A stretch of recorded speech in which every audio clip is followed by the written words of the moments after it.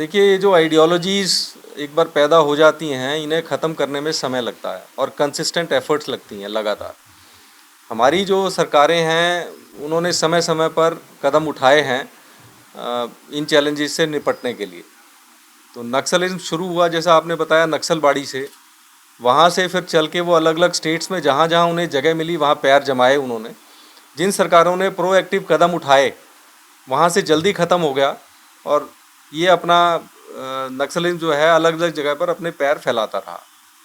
तो जब जिस स्टेज में नक्सल्स ने यहाँ पैर जमाया उड़ीसा में, तो तब तक उड़ीसा गवर्नमेंट ने शायद एंटिसिपेट नहीं किया होगा। तो 2010 में उसी के प्रयास में बीएसएफ को यहाँ लाया गया और आज तकरीबन 14 साल के बाद हम देख रहे हैं कि इसमें काफ़ी प्रभाव है।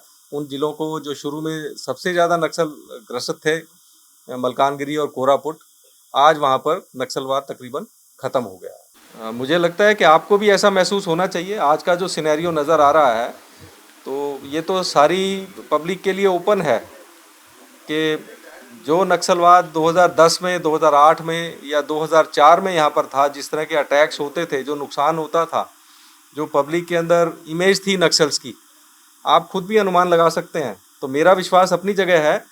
ये विश्वास तो हमें आप लोगों में कायम करना है, पब्लिक में कायम करना है। और जब तक हम इस विश्वास को आप में कायम नहीं कर पाएंगे तो हमें सफलता नहीं मिलेगी। मैंने पहले भी बताया, बांग्लादेश का जो बॉर्डर है, आपने एक शब्द इस्तेमाल किया, ओपन बॉर्डर। ये ओपन बॉर्डर्स नहीं है। अगर आप कहीं कभी वहाँ गए हों तो आपको महसूस होगा कि वहाँ पर पॉपुलेशन बहुत ज़्यादा है। बॉर्डर के इलाके में भी बांग्लादेश की पॉपुलेशन भी ज़्यादा है, हमारे वेस्ट बंगाल में भी पॉपुलेशन बहुत ज़्यादा है। तो बॉर्डर एरियाज़ के अंदर भी it is thickly populated areas.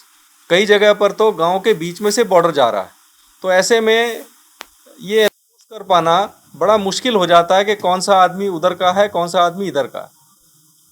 तो ये ऐसी स्थितियों में सीमा सुरक्षा बल वहाँ पर काम करता है और हम पूरा एनफोर्स करने की कोशिश करते हैं। हमने पिछले 10 सालों में पूरे बांग्लादेश की चारों तरफ तारबंदी भी कर लिया है, लेकिन वो तारबंदी करने के बाद भी चैलेंजेस बहुत सारे रहते हैं और हम समय समय पर उनके ऊपर सुधार भी करते हैं और इस सुधार की प्रक्रिया चलती रहेगी। मैं ये भी नहीं कहूँगा कि हमने बिल्कुल बंद कर दिया है। प्रयास रहता है कि 100% काम किया जाए, लेकिन क्या 100% नंबर आएंगे, ये करने के बाद पता चलता है। तो आप भी अगर कभी मौका मिले, जाके आएँ, उन हालातों को समझें, देखने के बाद उसमें चीज़ें ज़्यादा समझ में आएंगी। तो ये खुला बॉर्डर नहीं है, बहुत सारी रुकावटें हैं, आना जाना आसान नहीं है, लेकिन फिर भी जो लोग कोशिश करते हैं, जान हथेली पे लेके चलते हैं, कई बार क्रॉस भी हो जाते हैं, लेकिन ज़्यादातर पकड़े जाते हैं, रोक लिए जाते हैं, वापस कर दिए जाते हैं और जेलों में भी जाते हैं। 22 सालों से हजारों माता पिता क्यों मानते हैं कि कृष्णा विकास का कोई विकल्प नहीं। कृष्णा विकास होलिस्टिक एजुकेशन प्रदान करता है, जिससे बच्चे की नींव मजबूत होती है। कृष्णा विकास ग्रुप ऑफ इंस्टीट्यूशंस।